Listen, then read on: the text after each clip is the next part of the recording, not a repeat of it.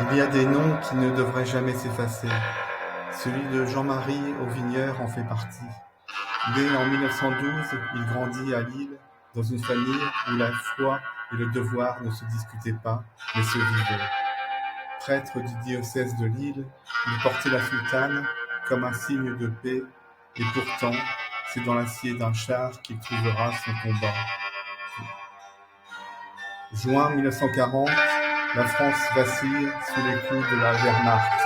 Les Stukas hurlent dans le ciel, les routes se vident, les chars avancent. Jean-Marie, lieutenant au 25e bataillon de chars de combat, ne se cache pas derrière son col romain.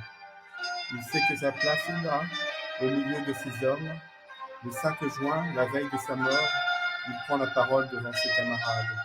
Pas de discours grandiloquent, pas de promesse d'un retour assuré. Seulement cette phrase, comme un testament.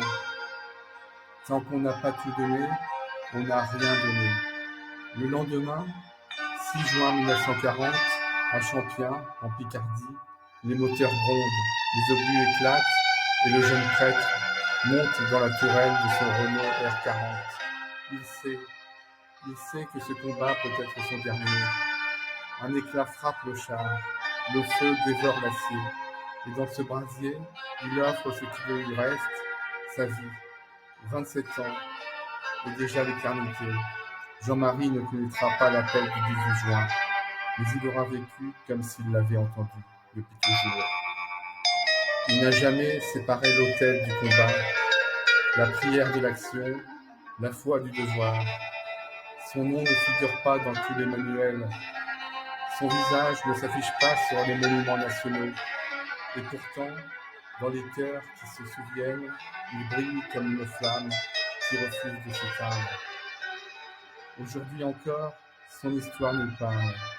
Elle nous dit que le courage n'est pas l'absence de peur, mais la fidélité à ce que l'on croit, même lorsque tout s'effondre autour de nous. Jean-Marie Auvigneur a tout donné. Sa jeunesse, sa force, son avenir. Il a donné son corps pour protéger ses frères d'armes et son âme pour rester fidèle jusqu'au bout à son appel.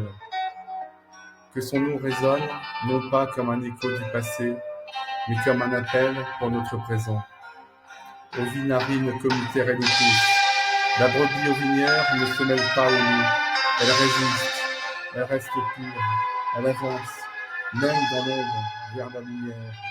Et lorsque le dernier silence tombera, puissions-nous à notre tour dire que nous avons tout donné.